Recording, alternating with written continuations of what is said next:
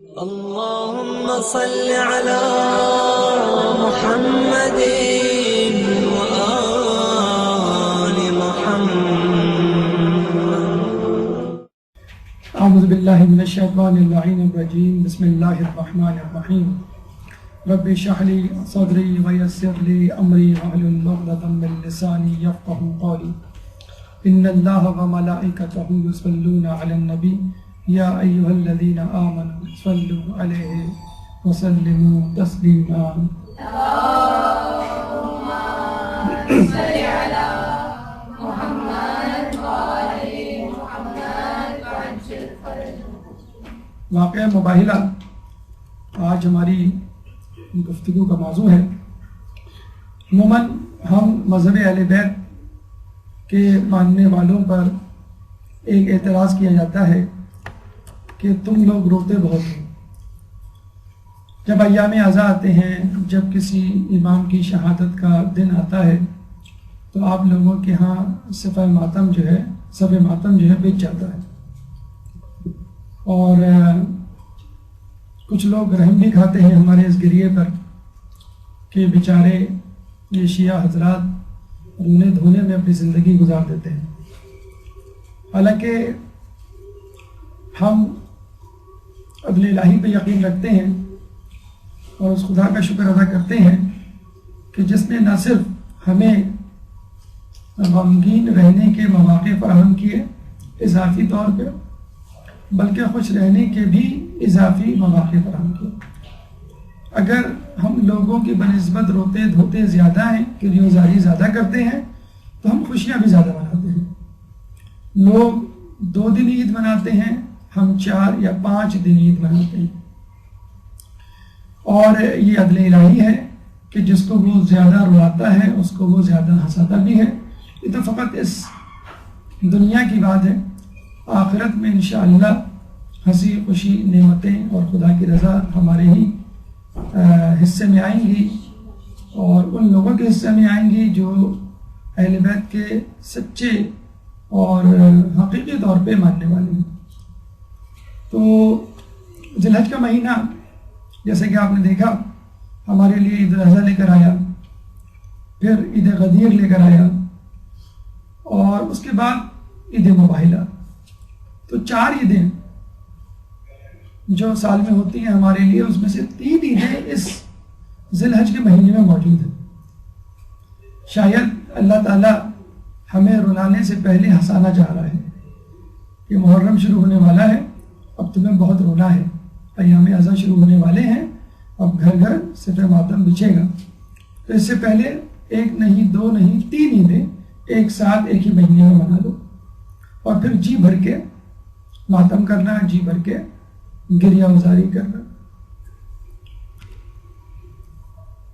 کچھ لوگ غدیر سے مباہلہ تک کا جو سفر ہے 6 دن کا یا 7 دن کا، اس کو ہفتہ ولایت کے طور پہ مناتے ہیں، اور پورا ہفتہ جو ہے وہ عید قرار دیتے ہیں. جیسے مغربی ممالک میں کرسمس سے لے کے نیو ایئر تک پورا ہفتہ جو ہے سیلیبریشن اور جوبیلیشن میں گزر جاتا ہے.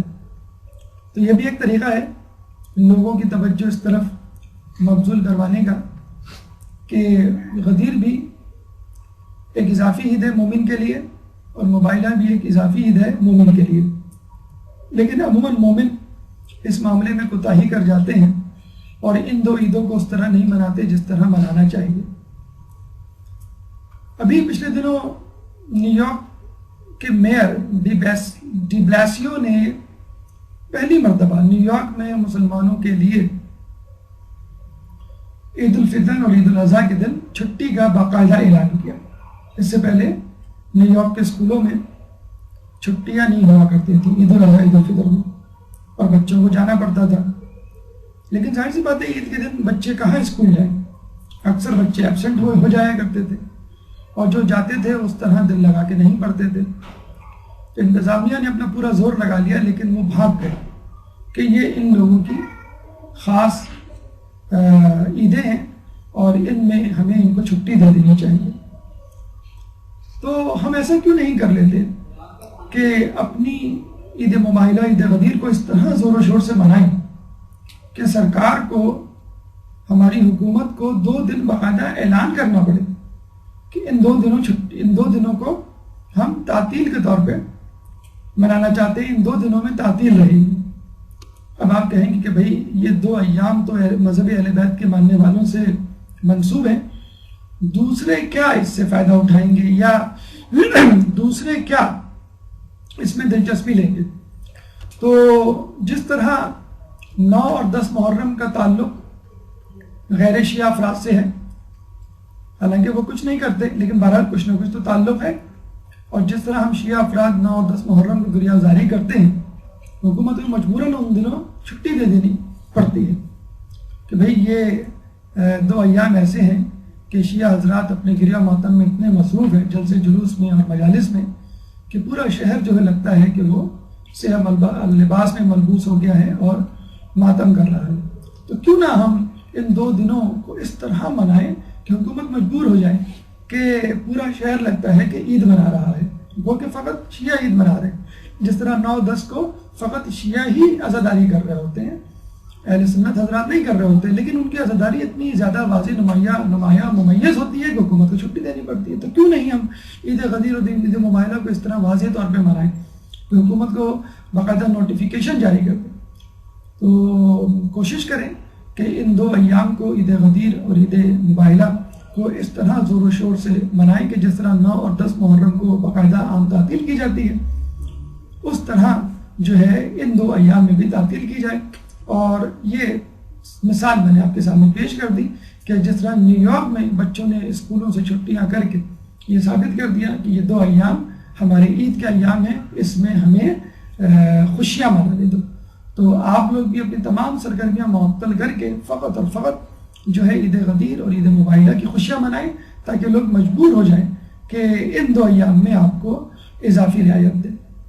لیکن غدیر ہو یا مباہلہ ہو، اس کو منانے کے لیے اس کے فضائل جاننا ضروری ہے، ان واقعات کی آگاہی ضروری ہے، ان پیغامات کو حاصل کرنا ضروری ہے کہ جو اس واقعے کے حوالے سے منسوب ہیں، منسلک ہیں۔ پھر وہ اعتراضات جو دشمنان دین، دشمنان اہل بیت اس حوالے سے اٹھاتے ہیں، ان کے بارے میں بھی کہوں آگاہی ہونی چاہیے۔ اور وہ کیا دیگر واقعات ہیں کہ جو اس دن پیش آئے عید واقع مباہلہ کے علاوہ، اور آخر میں پھر انشاءاللہ ان اعمال کی طرف ہم چلیں گے کہ جو اس دن انجام دینے چاہیے۔ ایک درود پڑھ دیں محمد علیہ محمد۔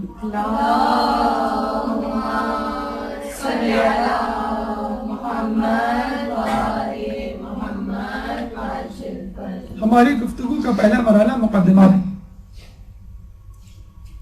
2 مقدمے آپ کے سامنے پیش کی جائیں گے جو کہ مباہلے سے منسلک ہیں، ایک تو متماثلات اور ایک معنی، یعنی مباہلہ سے ملتے جلتے ہیں اور کون سے الفاظ ہیں، اصطلاحات ہیں جو رائج ہیں، جو ہمیں واضح طور پہ سمجھ لینی چاہیے، اور معنی یعنی مباہلے کے معنی کیا ہیں۔ متماثلات یعنی مباہلے سے ملتے جلتے الفاظ کہ ہم جو ہے وہ دھوکہ نہ کھائیں۔ مباہلے سے ملتا جلتا ایک لفظ ہے مذاکرہ۔ مذاکرہ لوگوں کا آپس میں بیٹھنا کسی مسئلے کے حل کے لیے، مثلا مسئلہ کشمیر ہے، اس میں پاکستانی وفد اور ہندوستانی وفد آپس میں بیٹھ کر یہ فیصلہ کرتے ہیں کہ اس مسئلے کو کیسے حل کیا جائے۔ کچھ لو اور کچھ دو کی پالیسی کو اپنا کر اس تنازع کو ختم کرنے کی کوشش کرتے ہیں۔ وہ الگ بات کہ اب تک یہ مسئلہ حل نہیں ہو پایا، لیکن بہرحال مذاکرہ اسی کو کہتے ہیں کہ 2 فریقین، 2 وفود، 2 افراد، 2 گروہ آپس میں بیٹھ کے کسی مسئلے کو حل کرنے کے لیے کوئی راستہ نکالے اور دونوں حضرات اس راستے پر متفق بھی ہو۔ ایک ہوتا ہے مباحثہ۔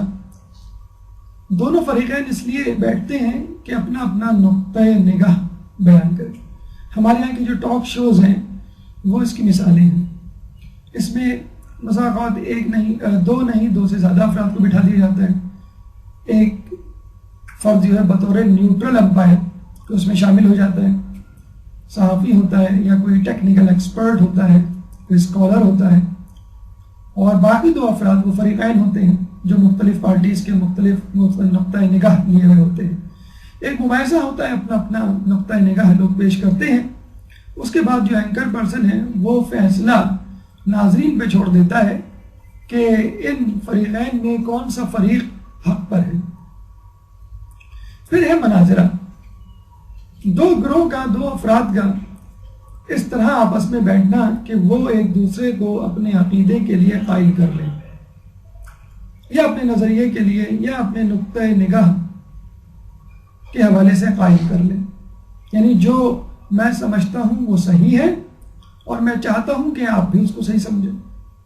اسی طرح دوسرا بھی یہی نیت لے کر آتا ہے کہ جو وہ سمجھتا ہے صحیح ہے اور وہ چاہتا ہے کہ میں بھی اس کا ہم خیال بن جاؤں۔ یہ ہوتا ہے مناظرہ۔ مختلف فرقوں کے درمیان یہ مناظرے مشہور ہیں، جیسے سنی اور قادیانی کا مناظرہ، سنی شیعہ افراد کا مناظرہ، کہ جس میں فریق کو قائل کیا جاتا ہے کہ وہ آپ کا ہم خیال ہم عقیدہ بن جائے۔ پھر ایک لفظ ہوتا ہے مجادلہ۔ مجادلہ یہ کیا ہوتا ہے کہ آپ کسی فریق کے ساتھ بیٹھتے ہیں اور جب فیصلہ نہیں ہو پاتا گفت و شنید سے تو پھر آپ تلوار نکال دیتے ہیں اور کہتے ہیں کہ یہ تلوار فیصلہ کرے گی، یعنی اگر میں تم پر غالب آ جاؤں تو میں صحیح اور تم مجھ پر غالب آ جاؤ تو تم صحیح۔ تو جتنی بھی جنگیں ہوتی ہیں عموماً مجادلہ ہی کا نتیجہ ہوتی ہے، چاہے جو ہے وہ مسلمانوں کی کفار کے ساتھ ہوں، چاہے خود مسلمانوں کے درمیان جنگیں ہوں، جیسے مولا علی کی جنگیں جو ہے خود ان کے دشمنان اہل بیت کے حوالے سے ہوں، جنگ صفین وغیرہ۔ تو یہ ہوتا ہے مجادلہ کہ اپنی تلوار سے اور طاقت کے ذریعے سے ثابت کرنا کہ جو حق پر ہوگا وہ جیت جائے گا۔ اس کے بعد مباہلہ، جو آج ہمارا موضوع ہے۔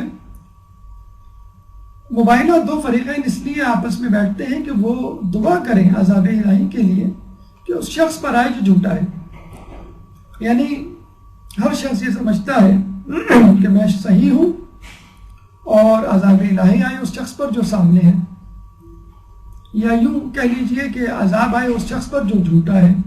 دونوں مل کے یہ بھی دعا کر سکتے ہیں، اور یہی وہ مباہلہ ہے جو واقعہ مباہلہ کے حوالے سے مشہور ہے، جو رسول اللہ اور عیسائیوں کے وفد کے درمیان پیش آیا۔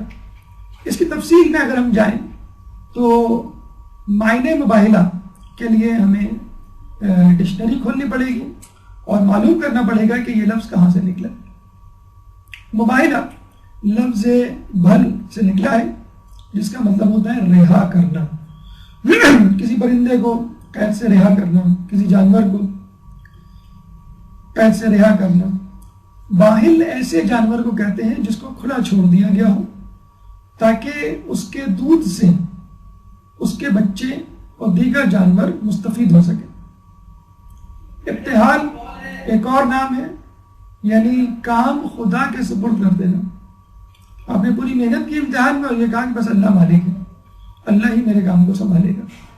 ایک منفی معنوں میں بھی ابتحال استعمال ہوتا ہے، یعنی ہلاکت ہو، لعنت ہو، خدا سے دوری ہو اس شخص کے لیے کہ جو خدا کا نافرمان ہے، اس کو اللہ تعالیٰ اس کے حال پہ چھوڑ دیتا ہے، یعنی بندے کو اس کے حال پر چھوڑ دینا، یہ ہے ابتحال۔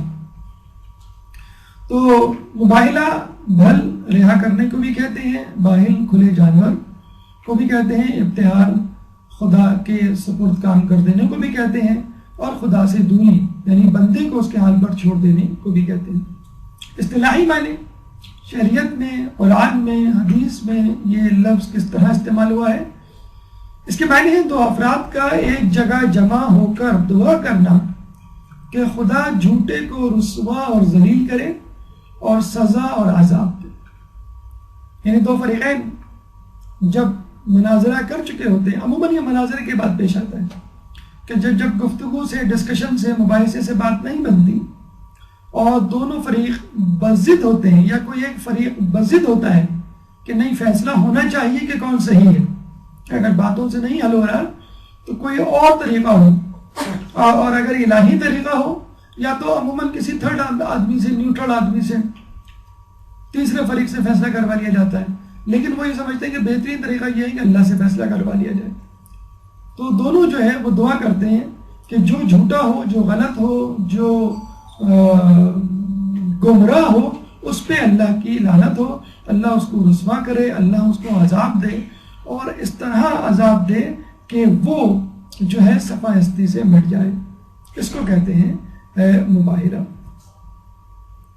اب آئیے ہماری گفتگو کا دوسرا مرحلہ وہ واقعات کہ جو اس واقعہ مباہلہ سے منسلک، مربوط اور جڑے ہوئے ہیں. ایک درود پڑھ دیں محمد علی محمد کو. اللهم صل على محمد وآل محمد وعجل فرجهم. ویسے تو دو الفاظوں میں یہ واقعہ ہمارے سامنے موجود ہوتا ہے کہ رسول اللہ اور عیسائی وفد نے آپس میں جو ہے یہ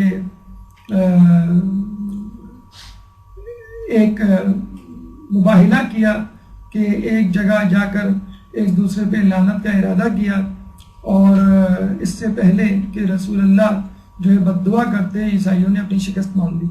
لیکن تفصیل میں جانے سے پتہ چلتا ہے کہ یہ بڑا دلچسپ جو ہے واقعہ تھا، اور اس واقعے کے پیچھے بہت سارے چھوٹے چھوٹے واقعات بھی جمع تھے، اور ان واقعات میں عیسائیوں کی نفسیات اور اسلام کی حقانیت بھی ہمیں ثابت ہوتی ہوئی نظر آتی ہے، اور بہت سارے اخلاقی پہلو اور پیغامات ہیں وہ بھی ہم اس سے سمیٹ سکتے ہیں.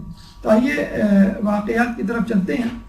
رسول اللہ جب مدینے آئے اور جب انہوں نے یہاں پر زمین ہموار دیکھی اور دیکھا کہ لوگ جو ہے ان کو بہت زیادہ خوش آمدید کہہ رہے ہیں. مکے میں ایسا نہیں تھا، وہاں پہ لوگ بہت زیادہ جو ہے پریشان کن رویہ رکھتے تھے، اور اسلام کا اظہار تک ناممکن ہوتا جا رہا تھا، اور وہاں پہ جینا مشکل تھا. لیکن جب مدینے آئے تو مدینے والوں نے بڑا اچھا استقبال کیا، اور آتے ہی رسول اللہ کو اپنا ہیڈ آف دا اسٹیٹ، حکومت کا جسے کہتے ہیں رہنما اور لیڈر بنا دیا. اور رسول جو ہے وہ مسلمانوں کے بھی لیڈر ٹھہرے، یہودیوں کے بھی اور مشرکین کے بھی. اور رسول اللہ نے جب یہ دیکھا کہ یہاں زمین بڑی ہموار ہے تو فوراً جو ہے لوگوں کو تبلیغ اسلام پھیلانا شروع کی، اور اس کا دائرہ کار فقط مدینہ تک نہیں رکھا بلکہ مدینے سے باہر بھی. جب مکمل طور پہ مدینے کے جو منافقین ہیں اور مشرکین ہیں اور عیسائی اور یہودی ہیں جب مغلوب ہو گئے تو رسول اللہ نے 9 ہجری کو اس دعوت کو ایکسپورٹ کرنا شروع کیا. یعنی مدینے سے باہر، عرب سے باہر، نجد و حجاز سے باہر کے ممالک اور شہروں کو اپنا پیغام پہنچانا شروع کر دیا. اور جہاں جہاں رسول اللہ کا پیغام پہنچتا وہاں وہاں جو ہے اسلام کی دعوت پھیل جاتی. کچھ لوگوں نے اس دعوت کو قبول کیا، کچھ لوگوں نے انکار کر دیا، اور کچھ لوگوں نے تلوار نکال کر جنگ کرنے کی ٹھانی.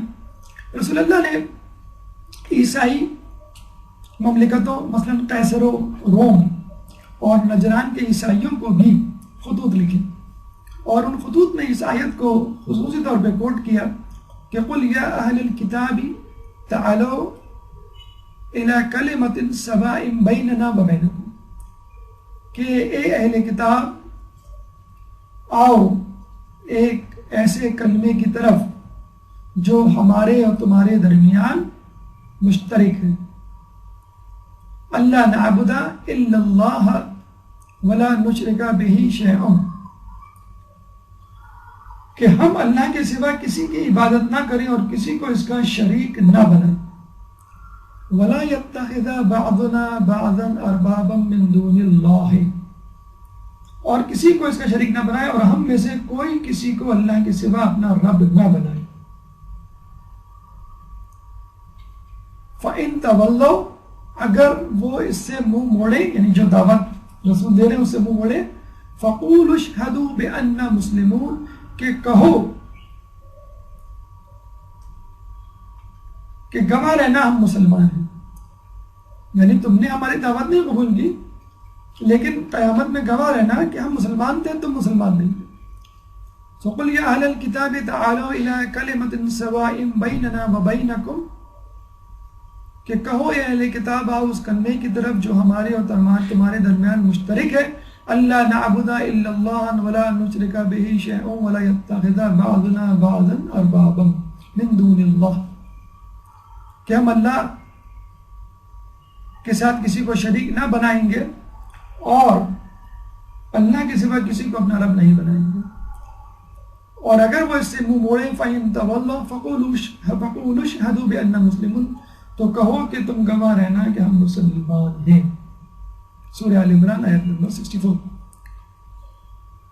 تو یہ رسول اللہ نے ایک کامن پوائنٹ، کامن فیکٹر دیا، اور یہ ایک طرح کا ہمارے لیے پیغام ہے کہ جب بھی ہم کسی کو امر بالمعروف و نہی عن المنکر کریں تو ایسی چیز پر کریں کہ جو ان کے اور ہمارے درمیان مشترک ہے۔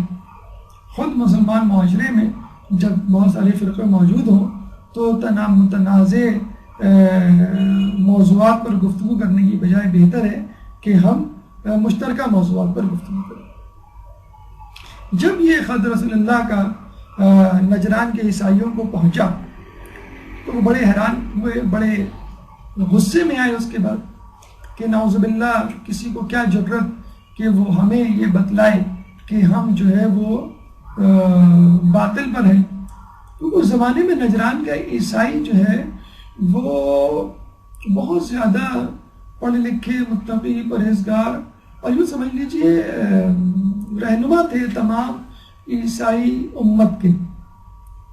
قیصر و کسریٰ جو کہ عیسائی مملکتیں تھیں وہ تک نجران کے عیسائیوں کو تحفے تحائف بھیجا کرتی تھیں، اور ان کو جو ہے وہ خطوط لکھا کرتی تھیں، ان کو دعوتیں دیا کرتی تھیں، اور ان سے تعلقات بہت اچھے تھے۔ چنانچہ قیصر و کسریٰ کی جو بیک تھی، پشت پناہی، وہ ان کو حاصل تھی، چنانچہ اس لیے بھی وہ زیادہ تکبر میں آ گئے۔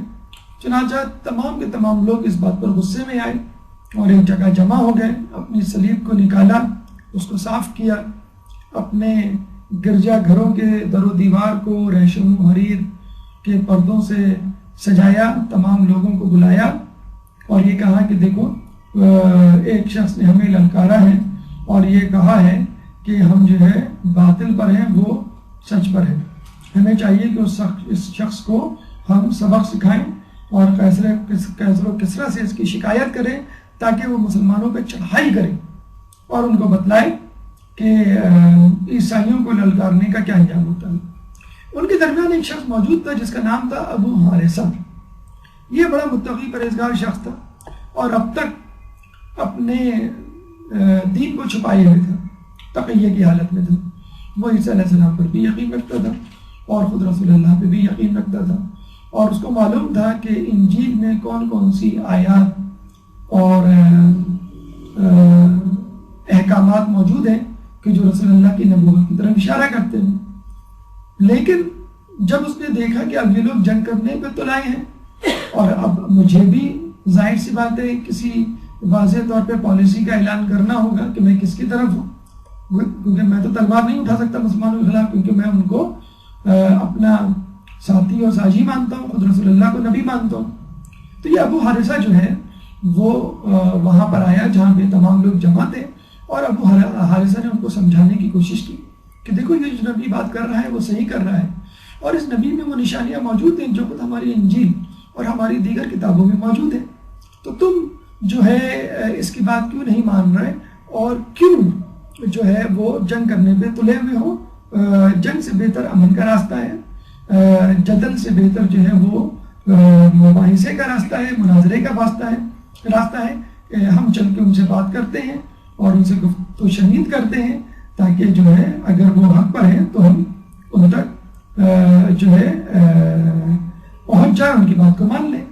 یعنی دوسرے لوگوں کی وہ بات کر رہا تھا کیونکہ وہ تو بہرحال اپنے آپ کو سمجھتا تھا۔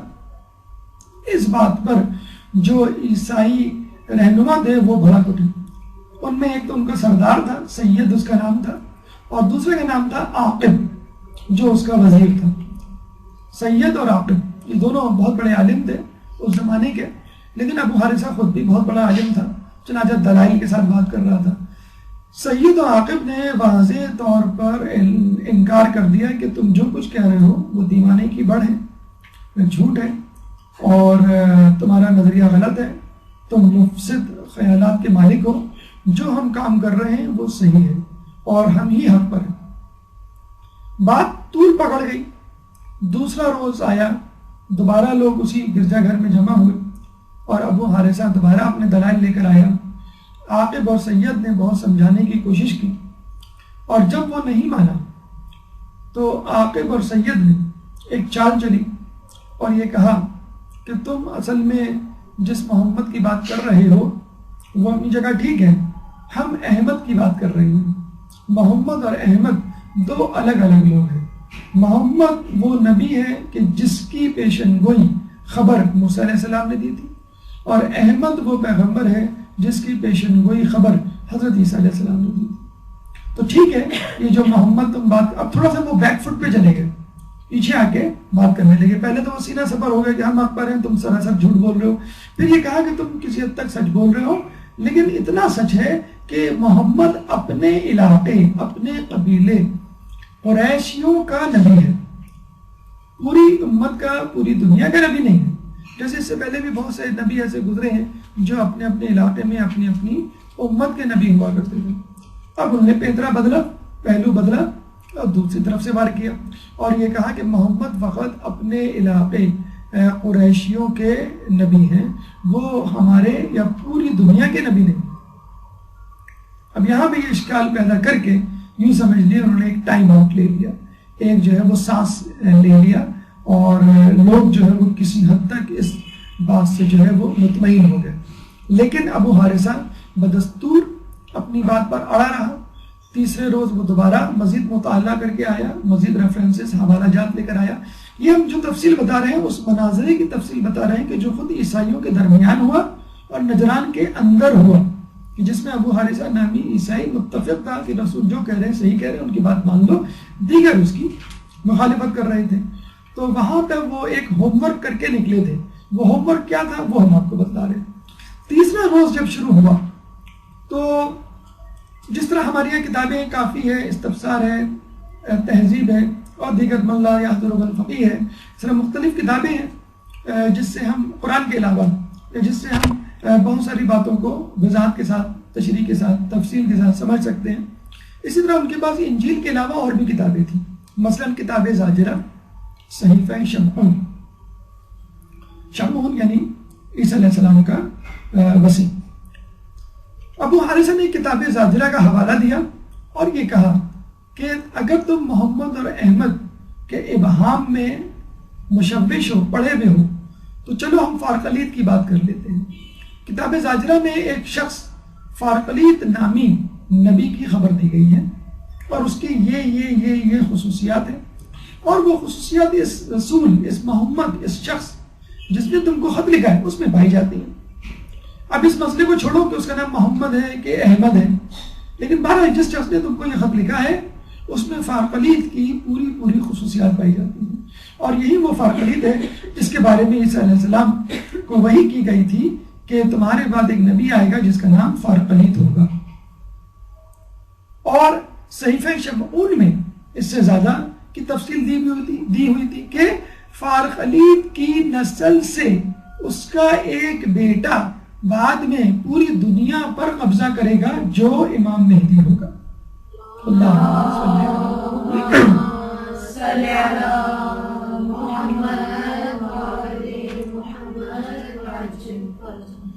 اب عاقب اور سید اور دیگر ڈیٹ اور ہٹ درم عیسائی جو پریشان ہوئے کہ فارقلیت کا نام آ گیا، اب ہمارا جو ہے وہ بھید کھلنے والا ہے۔ اب انہوں نے پیترا بدلا اور اس بات کو پکڑ لیا کہ فارقلیت کا بیٹا پوری دنیا پر حکومت کرے گا۔ انہوں نے فوراً کہا کہ جس شخص نے ہم کو خط لکھا ہے یعنی محمد، اس کا تو کوئی بیٹا نہیں، اس کے 2 بیٹے ہوئے تھے، پیدا ہوتے ہی مر گئے، اور اب تو کوئی بیٹا نہیں ہے اس کا، بلکہ 3 بیٹے، ہاں بیٹی ہے اس کی۔ تو یہ کیسے ممکن ہے کہ کسی شخص کا بیٹا نہ ہو اور اس کی نسل چلے اور بعد میں ایک بیٹا جو ہے اس کی نسل سے پوری دنیا پر حکومت کرے؟ تو فارقلیت کی تو کوئی اولاد ہی نہیں ہے جس کے بارے میں تم کہہ رہے ہو۔ تو ہماری کتابوں میں جو فارقلیت ہے وہ کوئی اور ہے، اور یہ جو شخص ہمیں خط لکھ رہا ہے یعنی محمد، یہ کوئی اور ہے۔ جب ابو حارثہ نے یہ سنا تو اس نے اس مسئلے کو ایک اور کتاب جامعہ سے حل کرنے کی کوشش کی، اور اس نے کہا کہ کتاب جامعہ میں یہ مذکور ہے کہ محمد اور احمد ایک ہی شخص کے دو نام ہیں۔ یہ تم نے کہا کہ محمد موسیٰ کا جو ہے پیغمبر ہے، یعنی موسیٰ کی دی ہوئی خبر والا پیغمبر ہے، اور احمد عیسیٰ کی دی ہوئی پیغمبر والا خبر کا پیغمبر ہے، دو الگ الگ ہیں۔ نہیں، کتاب جامعہ میں یہ لکھا ہے کہ محمد اور احمد ایک ہی ہیں۔ پھر ایک طویل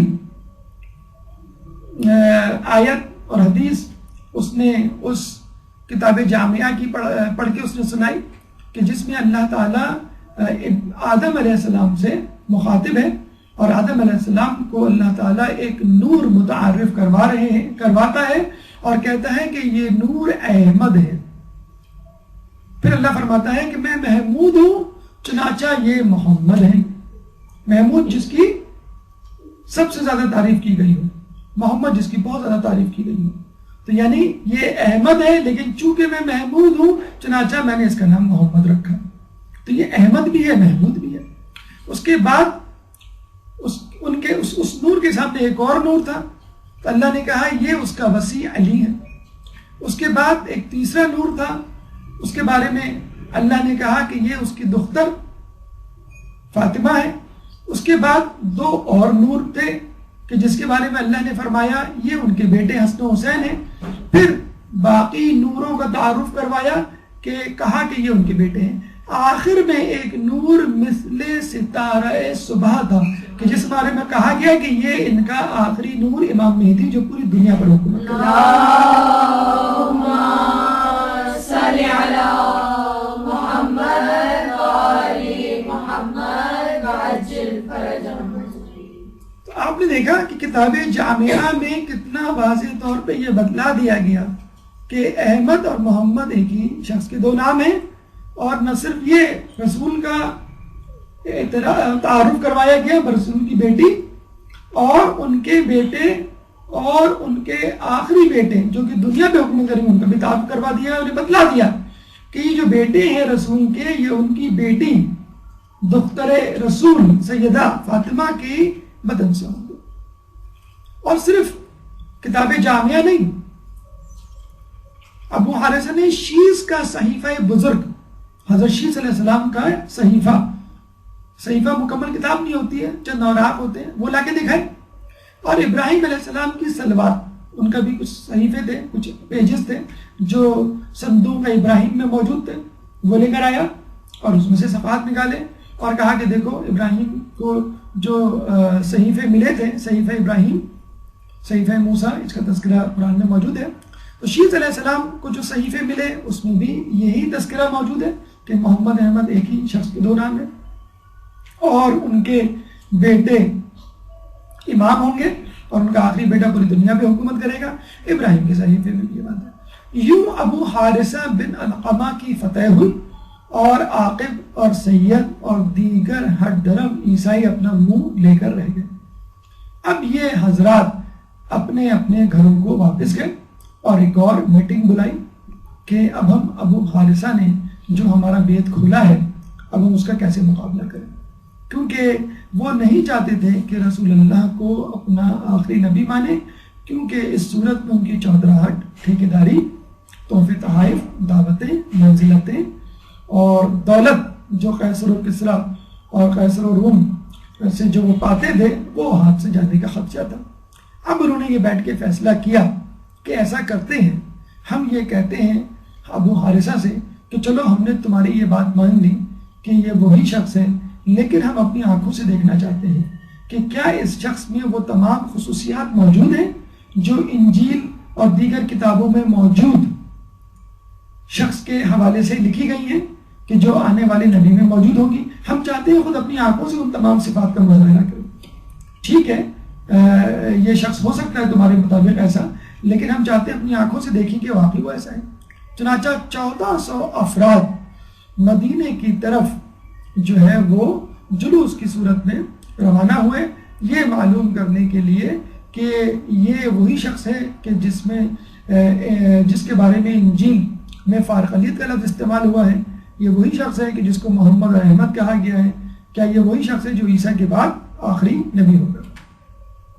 دوران سفر کہتے ہیں کہ عاقب جس گدھے پہ سوار تھا وہ بدکا، جب وہ بدکا تو اس نے جو ہے نازیبہ الفاظ کہے، تو اس وہاں پہ ایک اور شخص جو اس کے ساتھ تھا عاقب کا ہم خیال، یہ کہا کہ دیکھو نازیبہ الفاظ نہ کہو، رسول اللہ کے بارے میں نازیبہ الفاظ نہ کہو، وہ نبی ہیں۔ اب جو تیسرا شخص کھڑا ہوا تھا اس نے کہا کہ آپ لوگ تو کہہ رہے تھے کہ یہ وہ شخص نہیں ہے، اور ابھی آپ کہہ رہے ہیں کہ یہ وہی ہے، آپ کو یقین ہے؟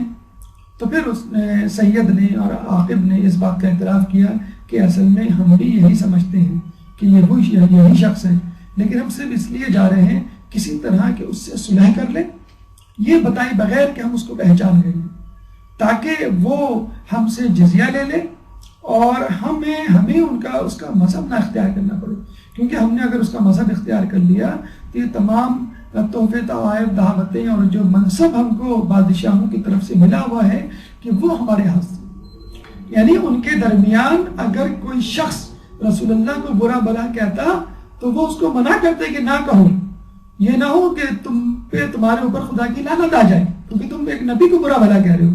تو جب لوگ کہتے ہیں کہ بھائی کہنے میں کیا برائی ہے، آپ خود کہتے ہیں کہ یہ وہ نہیں ہے، تو کہتے ہیں نہیں یہ ہے، لیکن ہم اقرار نہیں کر سکتے لوگوں کے سامنے، اگر ہم نے اقرار کر لیا تو ہماری ساری ٹھیکیداری اور یہ جو چودراہٹ ہے ہمارے دین پر یہ ختم ہو جائے گی۔ بہرحال عیسائی ایک موہوم سی امید لیے ہوئے، ایک خواب لیے ہوئے مسجد نبوی میں آئے کہ کسی طرح یہ شخص وہ نبی نہ ہو جس کی خبر دی گئی ہے، کیونکہ اگر یہ ہوا تو ہمیں اپنی تمام جو ہے وہ دولت سے ہاتھ دھونا پڑے گا۔ اچھا وہ یہ بھی سمجھتے تھے کہ اگر نبی ہوتا تو ہماری نسل سے ہوتا، عبرانی نسل کا ہوتا، اسحاق علیہ السلام کی نسل سے ہوتا، نبی جو ہے اسماعیل علیہ السلام کی نسل سے کیوں ہے، عربی بولنے والا کیوں ہے، قریش سے کیوں ہے، اس لیے ان کو اپنی چودراہٹ اور ٹھیکیداری جو ہے وہ خطرے میں نظر ہے۔ جب عیسائی، آپ کو معلوم ہے کہ جب انسان کچھ نہیں ہوتا، کھوکھلا ہوتا ہے، تو اپنی ظاہری نمود و نمائش سے اپنا روب و دبدبہ ڈالنے کی کوشش کرتا ہے، اور یہ ہمارے ساتھ بھی ہوتا ہے کہ ہم اچھے لباس اس لیے پہنتے ہیں کہ لوگوں کے اوپر روب ڈال سکے کہ ہماری جو ہے کوئی عزت ہے، ہمارا کوئی اسٹیٹس ہے اور ہمیں جو ہے وہ احترام کی نگاہ سے دیکھتے۔ تو یہ لوگ جو ہے وہ سونے سے مزین ہو کر، سونے کے زیورات پہن کر، انگوٹھیاں پہن کر، ریشمی لباس زیب تن کر کے یہ جو ہے مسجد نبوی میں داخل ہوئے۔ کہتے ہیں کہ جب یہ لوگ داخل ہوئے تو رسول اللہ نے سخت ناراضگی کا اظہار کیا اور ان سے بات کرنا تک گوارا نہیں کی اور منہ پھیر لیا۔ اب یہ بڑے حیران ہوئے کہ ہمیں جو ہے وہ بلایا گیا اور ہم جو ہے رسول سے دو ہاتھ کرنا چاہتے ہیں، اور یہاں پہ ان کا رسول جو ہے وہ ہمیں لفٹ ہی نہیں کرا رہا، ہمیں ہم سے بات ہی نہیں کر رہا، ہمارے طرف دیکھ ہی نہیں رہا۔ تو وہ گئے کچھ صحابہ کے پاس اور کہنے لگے کہ بھئی تمہارے رسول کو کیا ہوا، یہ ہم سے بات کیوں نہیں کر رہا؟ تو وہ ان لوگوں کو جناب امیر المومنین کے پاس لے کر آئے کہ بھئی ان سے پوچھو مزاج رسول ان سے زیادہ کون جان سکتا ہے۔ امیر المومنین نے رسول سے باقاعدہ کچھ سنے بغیر صاحب پہلے ہی کہہ دیا کہ ان کی وجہ ناراضگی یہ ہے کہ تم زرق برق لباس میں ہو، تم سیدھے سادے لباس میں، عام لباس میں آؤ تو وہ تم سے بات کریں گے۔ اور ایسا ہی ہوا کہ وہ لوگ جو ہے اپنے لباس سے فاخرہ ترک کر کے جب عام سے لباس میں آئے تو پھر رسول اللہ نے ان کی طرف دیکھا اور ان سے بات کی، اور پھر یہ بھی کہا کہ دیکھو جب تم پہلی مرتبہ آئے تھے تو اس وقت شیطان بھی تمہارے ساتھ تھا، اس لیے میں نے تمہارے سلام کا جواب نہیں دیا اور اس لیے میں نے تم سے جو ہے وہ بات نہیں کی۔ اس کے بعد اچھا اس دوران وہ عیسائی 3 دن مدینے میں رہے، مسجد نبوی میں رہے، 3 دن تک عبادت کرتے رہے، اور ناقوس بجا کر، یعنی ایک گھنٹی ہوا کرتی تھی اس زمانے میں، اور اس کو وہ اپنی عبادت کے وقت جو ہے وہ بجایا کرتے تھے، اور یہ کہا کرتے تھے کہ بھئی اب جو ہے وہ عبادت کا وقت ہو گیا، جس طرح ہمارے یہاں جو ہے وہ اذان ہوتی ہے، اقامت ہوتی ہے، ان کا ناقوس ہوا کرتا تھا۔ تو لوگوں نے اعتراض کیا رسول اللہ سے، کہا کہ دیکھیں مسجد نبوی میں یہ ناقوس بجا رہے ہیں، مسجد نبوی میں اپنے طرز کی عیسائی نہج کی عبادت کر رہے ہیں. تو رسول اللہ نے کہا کہ ان کو کرنے دو، تم اپنی نماز پڑھو. جب وہ تمہارا طرز عبادت دیکھیں گے تو خود پہچان لیں گے کہ سچ کیا ہے، حق کیا ہے. لیکن یہ بھی ایک امر بالمعروف و نہی عن المنکر کا طریقہ ہے کہ اپنا طریقہ اور اپنی عبادت پہ جمے رہو عقیدے پر، لوگ خود تمہاری طرف متوجہ ہوں گے. بہرحال جب عیسائی 3 دن بعد ان کے پاس آئے اور رسول اللہ سے گفتگو شنید شروع ہوئی تو آپ کو معلوم ہے کہ وہ بہرحال اندر سے پہچان تو چکے تھے کہ یہ وہی رسول ہے. اب انہوں نے چاہا کہ ایسی بات کو چھیڑا جائے کہ جو ہمارے اور ان کے درمیان مشترک نہیں ہے.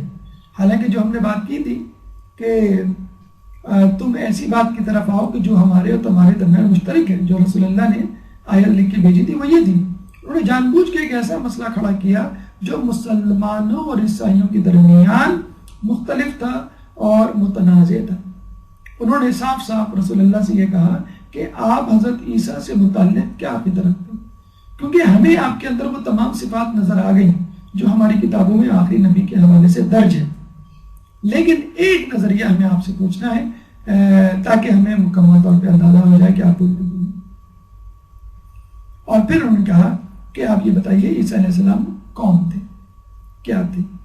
تو آپ نے کہا کہ عیسیٰ علیہ السلام جو ہے وہ اللہ کے نبی تھے، اللہ کے بندے تھے اور عام لوگوں کی طرح کھاتے پیتے سوتے اور زندگی گزارتے تھے. اور یہ لفظ رسول اللہ نے یہ جملے اس لیے کہے کہ عام انسان تھے، کھاتے پیتے سوتے جاگتے عام لوگوں کی طرح زندگی گزارتے تھے.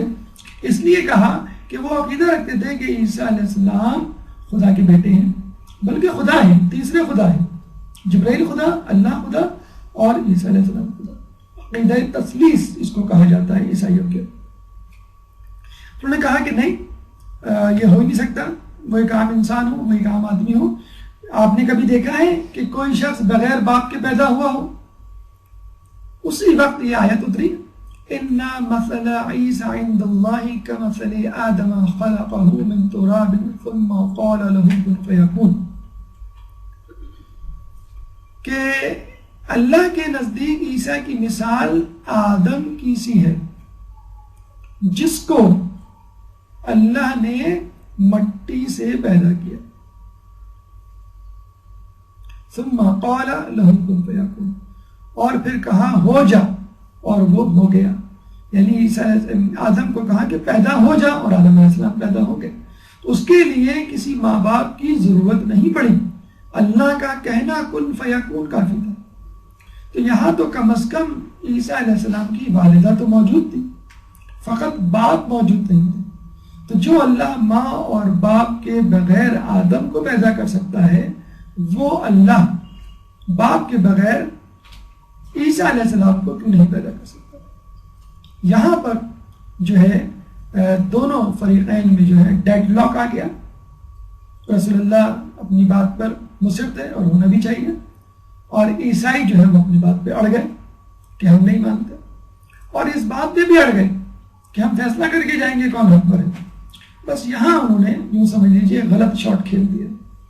اگر وہ خاموشی سے چلے جاتے کہ ٹھیک ہے لکم دینکم ولی دین، تمہارے لیے تمہارا دین، ہمارے لیے ہمارا دین، تو چاہے شاید جان بخشی ہو جاتی. اب یہاں پہ آ کے انہوں نے سمجھ لیجیے ایک دھمکی دے ڈالی کہ ہم تو فیصلہ کر کے جائیں گے، کیونکہ وہ یہ سمجھ رہے تھے کہ پوری عیسائی دنیا عیسیٰ علیہ السلام کو خدا سمجھتی ہے، تو تمام لوگ ہمارے ساتھ ہیں. اور جب اکثریت آپ کے ساتھ ہوتی ہے تو نعوذ باللہ آپ سمجھتے ہیں کہ خدا بھی ہمارے ساتھ ہے. تو اکثریت جو ہے وہ ضروری نہیں کہ اللہ کے ساتھ ہو یا اللہ اس کے ساتھ ہو. تو وہ ان کو اس بات کا زعم تھا کہ ہمارے پاس پوری عیسائی قوم موجود ہے، چاہے ہمارا عقیدہ باطل کیوں نہ ہو، لیکن پوری قوم موجود ہے اور کوئی بھی اس سے اختلاف نہیں کرتا. سب سمجھتے تھے کہ عیسیٰ علیہ السلام اللہ کے بیٹے ہیں. تو انہوں نے کہا کہ ایسا کرتے ہیں کہ مباہلہ کر لیتے ہیں اور دیکھ لیتے ہیں کہ کون سچ پہ ہے اور کون جھوٹ پر ہے. پھر اللہ تعالیٰ نے یہ آیت نازل کی، فَمَنْ حَاجَّكَ فِيهِ مِن بَعْدِ مَا جَاءَكَ مِنَ الْعِلْمِ، اس علم کے آ جانے کے بعد کہ جس کے بارے میں وہ جھگڑا کرتے تھے، فقل ان سے کہو تعالوا ندعو ابناءنا وابناءکم، تم بلاؤ اپنے بیٹوں کو اور ہم بلائیں اپنے بیٹے کو، ونساءنا ونساءکم، ہم اپنی عورتوں کو تم اپنی عورتوں کو، وانفسنا وانفسکم، ہم اپنے نفسوں کو تم اپنے نفس کو، ثم نبتہل فنجعل لعنت اللہ علی الکاذبین، اور ہم مباہلہ کریں اور کہیں کہ لعنت ہو جھوٹوں پر، تو ہم میں سے جو بھی جھوٹا ہوگا اس پہ جو ہے وہ اللہ کی لعنت ہوگی۔ اس کے بعد کیا واقعات پیش آئے، اس کے لیے 5 منٹ کا وقفہ، پھر انشاءاللہ دوبارہ اپنی گفتگو کا آغاز کریں گے۔ ایک درود پڑھ دیں محمد والے محمد۔ اعوذ باللہ من الشیطان الرجیم، بسم اللہ الرحمن الرحیم۔ گفتگو کا آغاز وہیں سے کرتے ہیں جہاں سے ہمارا سلسلہ ٹوٹا تھا۔ آپ کو بتلایا گیا کہ مناظرے کی دعوت کے بعد، مناظرے کے بعد مباہلے کی دعوت دی گئی، اور انہوں نے اس بات کو تسلیم نہیں کیا کہ عیسیٰ علیہ السلام جو ہے اللہ کے نبی اور ایک انسان تھے، اور مصر رہے کہ نہیں عیسیٰ علیہ السلام خدا تھے۔ انہوں نے کہا کہ ٹھیک ہے مباہلہ کرو، خدا نے بھی جو ہے فائنل فیصلہ دے دیا آخری کہ ٹھیک ہے مباہلہ کرو تم ان کے ساتھ، اور اپنی عورتوں اپنے بیٹوں اور اپنے نفسوں کو لے کر آؤ، اور یہ بھی اپنی عورتوں بیٹوں اور نفسوں کو لے کر آئے۔ تو مباہلے والے دن رسول خدا اپنی گود میں امام حسین کو لے کر، اور امام حسن ان کی انگلی پکڑے ہوئے، پیچھے جناب فاطمہ، اور سب سے آخر میں امام علی، اور یوں جو ہے وہ مباہلے کے لیے چلے۔ دوسری طرف عیسائیوں میں سید اور عاقب جو دو ان کے عالم تھے، سید تو خود سردار بھی تھا عالم ہونے کے ساتھ ساتھ، ان کے 2 لڑکے المحسن اور عبد المنعم، اور ان کی 2 عورتیں سارہ اور مریم، بمع 70 افراد اور 1400 تماشائی کے حاضر ہو گئے مباہلے کے میدان میں، یعنی وہ بھی اپنے گھر والوں کو لیا ہے، رسول اللہ بھی جو ہے وہ اپنے گھر والوں کو لیا ہے۔ رسول اللہ 2 زانو ہو کے بیٹھ گئے، ایک سیاہ چادر کو 2 درختوں کے درمیان تان دیا اور اس کے نیچے بیٹھ گئے، اور بالکل حدیث قصہ والا ماحول پیدا ہو گیا۔ رسول اللہ نے یہ آیت تلاوت کی، انما یرید اللہ لیذبح عنکم الرجس اہل البیت ویطہرکم تطہیرا۔ اللہم صلی علی محمد وآل محمد وعجل فرجهم۔ اللہ کے رسول نے کہا کہ اللہ ھذا ہؤلاء اہلی، کہ یہ میرے اہل بیت ہیں، اور پھر رسول اللہ نے کہا اپنے اہل بیت سے کہ دیکھو میں دعا مانگوں گا تم آمین کہنا، یعنی اب وہ وقت آ گیا ہے کہ اب لعنت بھیجی جائے گی، اور اللہ اس پہ لعنت کرے گا کہ جو جھوٹا ہے۔ جب یہ منظر سامنے آیا لوگوں کے، اور رسول اللہ نے دعا کے لیے ہاتھ اٹھائے، تو اسی وقت آفتاب متغیر ہو گیا، سورج کا رنگ بدل گیا، درخت جھک گئے، پرندے سرنگو ہو گئے، انہوں نے اپنے پروں کو کھول لیا، پہاڑ لرزنا شروع ہو گئے جیسے زلزلہ آنے والا ہو، اور سیاہ بادل وہاں پہ چھا گئے، اور لگ رہا تھا کہ کچھ ہونے والا ہے۔ کہتے ہیں کہ بالکل وہی ماحول ہو گیا تھا کہ جس طرح یونس علیہ السلام کی قوم کے اوپر عذاب آنے سے پہلے ماحول بن گیا تھا۔ ان میں سے ایک شخص چیخا اور اس نے یہ کہا کہ میں ایسی شخصیات کو دیکھ رہا ہوں کہ جو اگر دعا کریں تو خدا پہاڑ اپنی جگہ سے ہٹا دے، اور پھر اس نے یہ بھی کہا کہ یہ جو ماحول میں تغیر آیا ہے انہی پاک و طاہر افراد کی وجہ سے آیا ہے، چنانچہ اب بھی وقت ہے یونس علیہ السلام کی قوم کی طرح توبہ کرو اور مباہلے سے باز آ جاؤ۔ اس شخص کا نام تھا منظر بن علقمہ۔ عیسائیوں نے منظر بن علقمہ کو کہا کہ اب تم ہی بطور ثالث رسول اللہ کے پاس جاؤ اور ان سے کہو کہ ہمیں مباہلہ نہیں کرنا اور ہم سے صلح کر لیں۔ اچھا، اس نے بھی یہ کہا کہ صلح کر لیں، یہ نہیں کہا کہ ہم قائل ہو گئے کہ آپ نبی ہیں، اپنی ہمدردی پہ وہ قائم رہا۔ یعنی 3 آپشن تھے نا، کہ یا تو وہ جنگ کریں، یا تو وہ رسول اللہ کہ مذہب کو قبول کر لے یا عیسائی بن کے رہے اور جزیہ دینے پر تیار ہو جائے بطور غیر مسلم۔ تو منظر بن علقمہ جو ہے وہ رسول اللہ کے پاس آیا، رسول اللہ نے علی کو اپنا ثالث بنا کر بھیجا عیسائیوں کی طرف کہ صلح کر لو جس کی طرف یہ بلا رہے ہیں۔ تو علی نے کہا کہ میں کس عنوان سے یعنی کن شرائط پر صلح کروں؟ تو رسول نے کہا کہ جن شرائط پر چاہو صلح کر لو، تمہارا قول و فعل میرا قول و فعل، کہ اتنا مکمل اور اندھا اعتماد کہ تم جو کہو گے بس وہ ٹھیک ہوگا، وہ میری طرف سے ہوگا۔ کوئی شرائط یا کوئی جو ہے اضافی بات رسول اللہ نے علی کو نہیں بتائی۔ اللہم صلی علی محمد وآلِ محمد وعجل فرجهم اجمعین۔ پھر کہتے ہیں کہ رسول اللہ نے یہ کہا کہ اگر عیسائی آج مباہلے کے لیے تیار ہو جاتے اور صلح نہ کرتے تو یہ وادی آگ سے بھر جاتی اور تمام عیسائی ہلاک ہو جاتے اور تمام عیسائی مست شدہ بندر اور سوروں میں تبدیل ہو جاتے، اور سال نہیں گزرتا کہ پوری دنیا سے عیسائیت کا خاتمہ ہو جاتا۔ امام علی نے ان سے صلح کی کہ وہ لوگ ہر سال 2000 نفیس لباس، 1000 رجب کے مہینے میں، 1000 محرم کے مہینے میں، 30 زرہیں، 30 نیزے، 30 گھوڑے جب ان کو جنگ کے زمانے میں مسلمانوں کو ضرورت پڑے گی وہ دیں گے عاریتاً۔ تو یہ وہ جزیہ تھا، یہ وہ صلح نامہ تھا جو انہوں نے قبول کیا۔ اچھا، یہاں پر ایک واقعہ ہمیں کتابوں میں تو نہیں ملا، لیکن ہم نے ایک بزرگ عالم دین سے سنا کہ یہ بھی طے ہوا کہ کیسے پتہ چلے گا کہ کون ہارا۔ تو عیسائیوں نے کہا کہ ٹھیک ہے کہ ہم اپنا لباس پیچھے سے پھاڑ دیتے ہیں تاکہ یہ اس بات کی گواہی ہو، علامت ہو کہ ہم ہار گئے۔ دیکھیے، پھٹا ہوا لباس کسی کو نہیں اچھا لگتا یا بہتر لگتا، چنانچہ عیسائیوں نے اپنے لباس کا پچھلا حصہ یعنی دامن، پچھلا دامن پھاڑ دیا، کاٹ دیا، اور آج تک عیسائی وہی کوٹ پہنتے ہیں جو پیچھے سے کٹا ہوا ہوتا ہے۔ عیسائیوں کا، انگریزوں کا کوٹ اگر آپ دیکھیں، ایک ٹپیکل کوٹ ہوتا ہے بہت لمبا سا دم کی طرح، وہ بالکل بیچ میں سے کٹا ہوا ہوتا ہے، اور جو شادی بیاہ میں آپ نے دیکھا ہوگا مرد حضرات جو سوٹ اور کوٹ پہنتے ہیں وہ بھی عموماً پیچھے سے کٹا ہوا ہوتا ہے۔ وہ بہرحال نام دے دیا گیا کہ یہ فیشن ہے تاکہ لباس تنگ نہ لگے، لیکن وہ جو پیچھے سے کٹا ہوا ہوتا ہے یہ اس زمانے سے چلا آ رہا ہے کہ عیسائی اپنا لباس پیچھے سے کٹا ہوا رکھتے تھے، یہ بتانے کے لیے کہ ہم وہ لوگ ہیں کہ جو مباہلے میں ہارے تھے۔ بہرحال جبرائیل جب رسول اللہ مدینے واپس آئے تو جبرائیل اللہ کا سلام لے کر آئے اور یہ کہا کہ اگر آپ مباہلہ کرتے تو یہ مباہلہ قارون و موسیٰ کے مباہلے کی طرح ہوتا کہ جس طرح قارون نے موسیٰ اور ہارون اور ان کے اہل خانہ کے ساتھ مباہلہ کیا، تو قارون اپنی دولت، اپنے اہل خانہ اور اپنے چاہنے والوں سمیت زمین میں اور اپنی دولت کے ساتھ زمین میں دھس گیا تھا، تو یہ عیسائی بھی اسی طرح دھس جاتے۔ تو اللہ کے رسول نے شکراً للمنعمن، شکراً للمنعمن، شکراً للمنعمن کہا اور سجدہ میں جا کر اللہ تعالیٰ کا شکر ادا کیا۔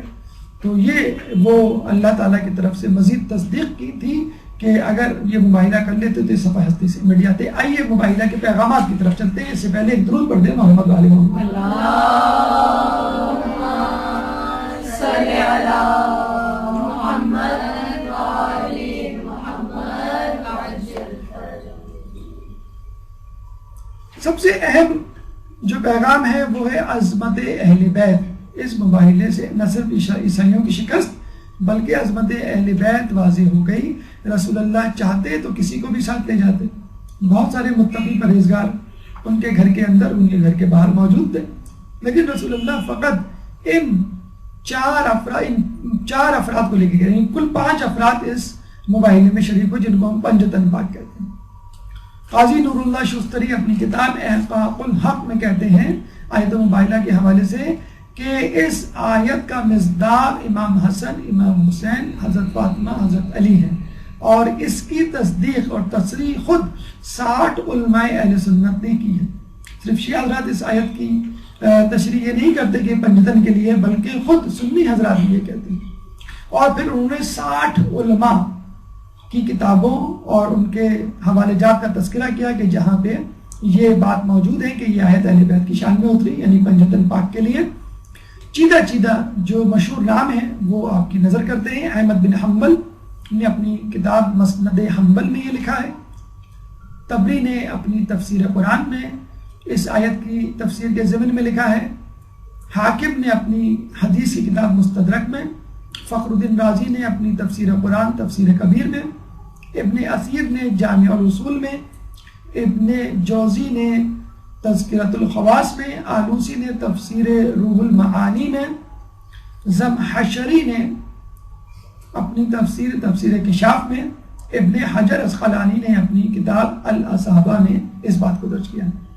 غایت المرام نامی ایک کتاب میں باروایت صحیح مسلم یہ درج ہے کہ ایک دفعہ امیر معاویہ نے سعد بن ابی وقاص کو یہ کہا کہ تم علی اور ان کے اہل بیت پہ سب و شتم کیوں نہیں کرتے؟ سعد بن ابی وقاص نے کہا کہ 3 فضیلتیں ایسی ہیں کہ جن کی وجہ سے میں اہل بیت پر سب و شتم نہیں کرتا. اس میں سے ایک فضیلت یہ ہے کہ جب آیت مباہلہ اتری تو رسول اللہ فاطمہ، حسن و حسین اور علی کو لے کر میدان مباہلہ میں آئے اور چادر ان کے اوپر تانی اور یہ کہا اللہم ہؤلاء اہلی، اے اللہ یہ میرے اہل ہیں، یہ میرے اہل خانہ ہیں. اللہم صلی علی محمد وآل محمد. زمحشری نے اپنی تفسیر کشاف میں باقاعدہ یہ جملہ لکھا ہے کہ یہ آیت اہل کسا کی فضیلت کو ثابت کرنے کے لیے قوی ترین دلیل ہے. اہل کسا یعنی وہی پنجتن پاک جو اس سے پہلے بھی چادر میں جمع ہو چکے تھے، مباہلے میں بھی چادر کے اندر جمع ہوئے. اسی طرح دربار مامون میں ایک مناظرہ ہوا جس میں امام علی رضا نے فرمایا کہ مباہلے میں علی، فاطمہ، حسن و حسین کی شرکت ایسی خصوصیت اور اعزاز رکھتی ہے جس پر کوئی سبقت نہیں لے جا سکتا، ایسی منزلت رکھتی ہے کہ جس تک کوئی نہیں پہنچ سکتا، اور ایسا شرف رکھتی ہے جس کو کوئی حاصل نہیں کر سکتا. یہ فائدہ ہوا امام علی رضا کا مامون کی ولی عہدی قبول کرنے کا کہ بھرے دربار میں غیر شیعہ و شیعہ تمام افراد کے درمیان وہ یہ کہہ سکے، اور یہ بات غیر شیعہ افراد تک بلکہ دشمنان اہل بیت تک پہنچ گئی کہ مباہلہ کی جو خصوصیت اور فضیلت ہے وہ پنجتن کے علاوہ کسی کو نہیں حاصل ہوئی. کسی شاعر نے کیا خوب کہا ہے کہ مباہلے کے لیے آئے جب ادھر والے، مگر یہ بات بھی ہے تھے بہت نظر والے، ہر ایک کو دیکھا کہا اب مقابلہ نہ کرو، رسول چھانٹ کے لائے ہیں اپنے گھر والے.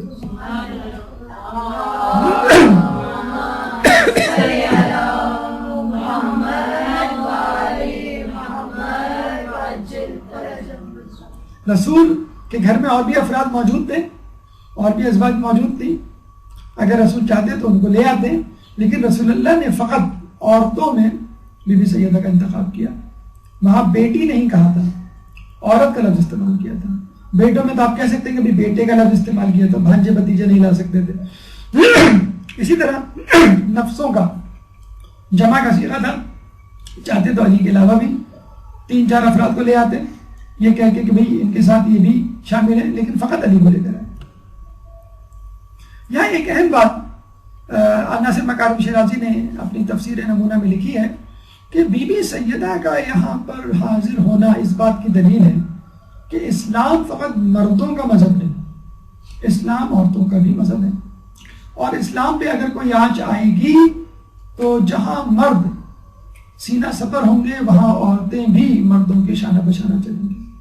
جو مغربی دنیا آزادی حقوق نسواں کے نام سے جو ڈھنڈورا پیٹتی ہے اور آزادی کے نام پہ عورت کو بے حجاب اور شمع محفل بنانے پر تلی ہوئی ہے، جیسا کہ ہمارے میڈیا پہ یہ ظاہر اور آیا ہے، تو ان کے لیے ان کے منہ پر ایک تماشا ہے کہ عورت اگر باہر آئے تو پورے عزت و وقار کے ساتھ آئے.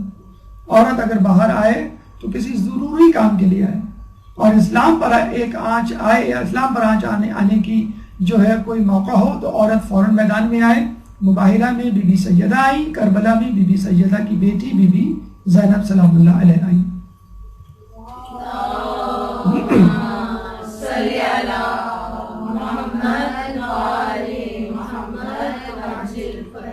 جہاں عیسائیوں کی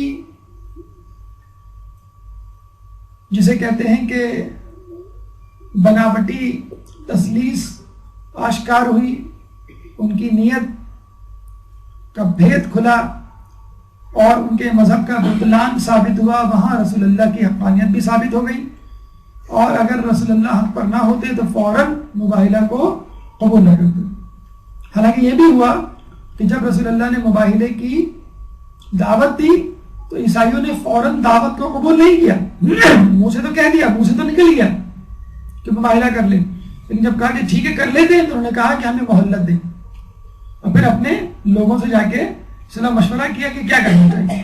حالانکہ اگر حق پر ہوتے تو فوراً کہہ دیتے، اپنے آپ کو حق پر سمجھتے تو فوراً کہہ دیتے کہ ہاں ٹھیک ہے کر لو۔ رسول اللہ تو فوراً تیار ہو گئے، لیکن خود اپنے لیے انہوں نے مہلت مانگی جو ان کے حق پر نہ ہونے کی چغلی کھاتی ہے۔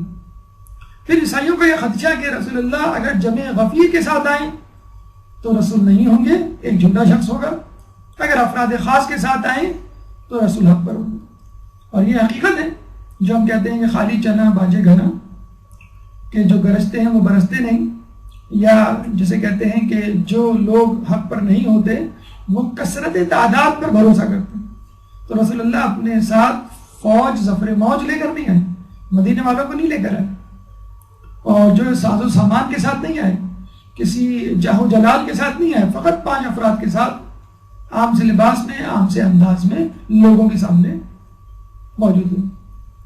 یہ بھی ایک پیغام ملتا ہے کہ پہلے مناظرہ ہونا چاہیے، پھر مباہلہ، یعنی پہلے گفت و شنید ہو، نشست و برخاست ہو، ڈائلاگز ہو، اس کے بعد مباہلہ ہونا چاہیے۔ مباہلہ ایک دوسری منزل کا نام ہے، اور ہمارے چھٹے امام خود اس مباہلے کی دعوت لوگوں کو بتلا چکے ہیں کہ دیکھو اگر کوئی تم سے مناظرہ کرے اور باز نہ آئے تو تم مباہلہ کر سکتے ہو، اس کے لیے 3 دن تک اپنی اخلاقی اصلاح کرو، یعنی روزہ رکھو، غسل کرو، اور پھر اس کے بعد صحرا میں جاؤ، اور پھر وہاں پر جا کر اپنے فریق کے ہاتھ میں اس کی انگلیوں میں انگلیاں ڈال کر کہو کہ اے اللہ، جو باطل پر ہے، جو جھوٹا ہے، اس پہ تو اپنا عذاب نازل کر۔ اور پھر امام نے خود فرمایا میں نے آج تک اس طرح کسی کو مباہلے کے لیے تیار نہیں دیکھا۔ تو مباہلہ فقط اس زمانے کے لیے مخصوص نہیں تھا، یہ آج کے زمانے میں بھی ممکن ہے اگر کوئی کرنا چاہے۔ اور دوسری طرف ہمیں یہ بھی نظر آتا ہے کہ فقط سونے چاندی کی چکا چوند، زرق برق لباس کی رونق، دولت کے انبار، اور جاہ و جلال و منزلت و منصب کی جسے کہتے ہیں کہ سحر نے ان عیسائی پادریوں کو حق چھپانے پہ مجبور کر دیا۔ حالانکہ جنت کی صورت میں ان کو آخرت میں سب کچھ مل جاتا اگر اسلام قبول کر لیتے، بلکہ اس دنیا میں اگر اسلام قبول کر لیتے ہیں تو ان کی اور بھی زیادہ عزت و توقیر ہوتی۔ کیا سلیمان فارسی کی عزت و توقیر نہیں ہوئی کہ وہ فارس کے رہنے والے تھے، آگ کے پوجنے والے تھے، پھر عیسائی بنے، پھر مسلمان بنے؟ کیا ان کی عزت و توقیر میں کمی آ گئی؟ نہیں، وہ پہلے سے زیادہ اسلام میں مقبول ہوئے۔ یعنی جو منصب و درجہ وہ بطور عیسائی یا بطور آگ پرست رکھتے تھے، اس سے زیادہ درجہ منزلت ان کو اسلام نے دی۔ اور یہ بھی ایک جگہ آیا روایتوں میں کہا گیا ہے کہ سلیمان فارسی جو ہے وہ اونٹ کی نکیل پکڑے ہوئے تھے، ساز و سامان کی جو حفاظت سلیمان فارسی کی ذمہ تھی میدان مباہلہ میں۔ تو یہ بھی ایک سلیمان فارسی کی جو ہے وہ فضیلت کو ظاہر کرتی ہے کہ ان کی نگرانی کے لیے اور ان کے جسے کہتے ہیں خدمت کے لیے رسول نے اگر کسی کو منتخب کیا تو وہ سلیمان فارسی۔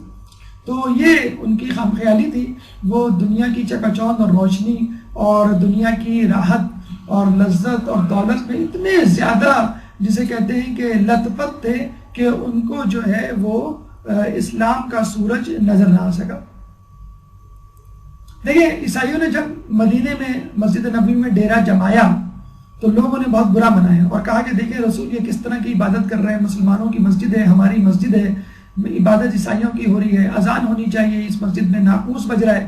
تو رسول اللہ نے کیا کہا کہ صبر و تحمل کا مظاہرہ کرو، جب یہ تمہارا انداز دیکھ لیں گے تو خود بخود حق تک پہنچ جائیں گے۔ تو یہ ہمارا امر بالمعروف و نہی عن المنکر کا طریقہ ہونا چاہیے۔ ہمارے گھر میں ہم دیکھتے ہیں بہت سے لوگ ہیں ٹی وی دیکھ رہے ہیں، گانا سن رہے ہیں، جھوٹ بول رہے ہیں، غیبت کر رہے ہیں اور مختلف گناہ جو ہے گھر میں ہو رہے ہوتے ہیں، ہم فوراً جو ہے وہ ڈنڈا لے کے کھڑے ہو جاتے ہیں اور جو ہے وہ ڈانٹ ٹپٹ شروع کر دیتے ہیں. ایسا نہیں ہونا چاہیے. ہم اپنے کام میں لگے رہیں. اگر آپ سمجھتے ہیں کہ امر بالمعروف و نہی عن المنکر کر کے مزید فتنہ فساد بہن پیدا ہوگا، یعنی اپنے سے بزرگ شخصیت کو اگر آپ کریں گے تو ظاہر سی بات ہے ایسا ہو سکتا ہے. بلکہ والدین بھی اگر نوجوان اولاد پہ سختی کرے تو ایسا ممکن ہے. تو آپ اپنے کام میں ڈٹے رہیں. آپ دیکھیے گا کہ لوگ خود آپ کا رنگ پکڑ کر جو ہے وہ آپ کی طرف ہو جائیں. تو رسول اللہ نے یہی کہا کہ ان کو منع نہ کرو، آپ اپنی عبادت میں مشغول رہو، آپ کی عبادت سے متاثر ہو کہ یہ خود آپ کی طرف متوجہ ہو جائے. دوسری بات یہ کہ انسان کو جھوٹی شان و شوکت سے پرہیز کرنا چاہیے. رسول اللہ اس سے نفرت کیا کرتے تھے. بلکہ سچی شان و شوکت، یعنی اگر آدمی صحیح بھی ہو اور بہت زیادہ زر لباس اور شان و شوکت کا مظاہرہ کرے تو اس کو برا سمجھا گیا ہے. ہاں، اپنی شان کے مطابق اگر زندگی گزارے یا لباس پہنے تو اس میں کوئی مذاق نہیں. لیکن چونکہ وہ مسلمانوں پہ ایک رعب ڈالنا چاہتے تھے، چنانچہ انہوں نے جو ہے وہ سونے کی انگوٹھی، سونے کے زیورات اور ریشمی لباس پہن کے آنا جو ہے وہ صحیح جانا کہ اس سے ہو سکتا ہے کہ ہمارے دولت اور ہمارے طور و طریقوں سے ان پہ رعب پڑے گا. اور کچھ مدینے والے تھوڑے سے رعب میں بھی آئے کہ یہ بڑے خوبرو اور بڑے جسے کہتے ہیں کہ جاہو جلال والے اور زرق لباس والے اور امیر کبیر لوگ لگتے ہیں، بڑے طاقت اور اختیارات کے مالک لگتے ہیں. تو ایسا نہیں ہونا چاہیے. انسان کی ظاہری شکل و صورت سے کبھی بھی متاثر نہیں ہونی چاہیے. انسان کا باطن ہے جو صحیح ہونا چاہیے. تمام اصحاب میں اگر رسول کا مزاج کوئی سمجھتا تھا تو وہ خود علی تھے کہ رسول سے پوچھے بغیر وہ پہچان گئے کہ رسول اللہ نے اس شان و شوکت سے آنے کو برا جانا، اس لیے بات کرنے سے انکار کر دیا. تو رسول اللہ کیوں نہیں علی کو اپنا نفس بنائے انفسنا میں؟ اور رسول کا یہ کہنا ہے کہ تمہارا قول میرا قول بالکل اس بات کی تفسیر ہے کہ جو رسول اللہ نے مواخات قائم کرتے ہوئے مدینے میں کہا تھا انت اخی فی الدنیا والآخرہ. اور یہی انفسنا کی تفسیر ہے کہ تم اپنے نفسوں کو لاؤ. تو فقط ایک علی کافی تھا یہ ثابت کرنے کے لیے کہ میں ہی رسول کا اصل نفس ہوں، میں ہی جانتا ہوں کہ رسول کیا جانتے ہیں یا رسول کیا چاہتے ہیں. آئیے چند اعتراضات کی طرف چلتے ہیں اور اس کے بعد اعمال اور دیگر واقعات. ایک درود پڑھ دیں محمد والے محمد. صلی علی محمد وعلی محمد وعجل. ہماری گفتگو کا چوتھا مرحلہ اعتراضات. کچھ لوگ کہتے ہیں اس آیت میں ابناءنا لفظ استعمال ہوا ہے جو جمع کا صیغہ ہے، حالانکہ بیٹے فقط 2 گئے تھے، حسن و حسین. نساءنا جمع کا صیغہ ہے جو کہ دلالت کرتا ہے بہت ساری عورتوں پر، لیکن ایک عورت گئی فاطمہ. انفسنا جمع کا صیغہ ہے، بہت سارے نفوس ہونے چاہیے اور فقط ایک علی، ایک نفس موجود تھا. تو یہاں جو ہے اس کا جواب یہ ہے جب کوئی ایگریمنٹ لکھا جاتا ہے، راضی نامہ، کوئی قانون، تو اس میں تفصیل تمام افراد کو شامل کرنے کے لیے لکھی جاتی ہے. اب اس کے مصداق فقط 1 ہو، 2 ہو، 3 ہو، اس سے کوئی غرض نہیں. یعنی مرحلہ قرارداد میں بہت سارے افراد شامل ہو سکتے ہیں، مرحلہ اجرا میں ہو سکتا ہے ایک ہی فرد ہو. مثلا جب ہم بل لکھتے ہیں وصیت تو یہ لکھتے ہیں کہ یہ جائیداد بیٹوں میں برابر برابر تقسیم ہوگی. اگر فرض کر لیجئے متوفی کا جو انتقال، جس کا انتقال ہوا ہے، جس شخص کا، اس کا بیٹا ایک ہی ہو. اب آپ کہیں گے نہیں، وصیت میں لکھا ہے کہ بیٹوں میں مساوی تقسیم ہوگی، یہاں تو فقط ایک ہی بیٹا ہے. تو ہم یہی کہیں گے بھئی اگر ایک ہی بیٹا ہے تو ساری جائیداد اس کی ہوگی. تو یہی بتانا مقصود تھا. اگر 2 بیٹے ہوں گے تو 2 میں تقسیم ہوگی. تو انفسنا اگر جمع کا صیغہ ہے، تثنیہ کا صیغہ نہیں ہے. عربی میں واحد، تثنیہ، جمع 3 صیغے ہوتے ہیں. واحد 1 کے لیے، تثنیہ 2 کے لیے اور جمع 2 سے زیادہ کے لیے. تو اپنا آنا 3 سے زیادہ پہ دلالت کرتا ہے، 2 پہ نہیں. حسن حسین تھے، 2 تھے. تثنیہ کا صیغہ ہونا چاہیے، ابنین ہونا چاہیے. تو جب رسول کے بیٹے ہی 2 تھے اس وقت، تو ہم کہاں سے تیسرا بیٹا لیں؟ اور تیسرا بیٹا تو بدبختوں کی آگ لگانے کی وجہ سے شکم مادر میں شہید ہو گیا. اچھا، پھر جو ہے وہ نساءنا، رسول کی بیٹی یا رسول کی عورت کہہ لیجیے، بیٹی کو تو چھوڑیے، بیٹی تو تھی ایک.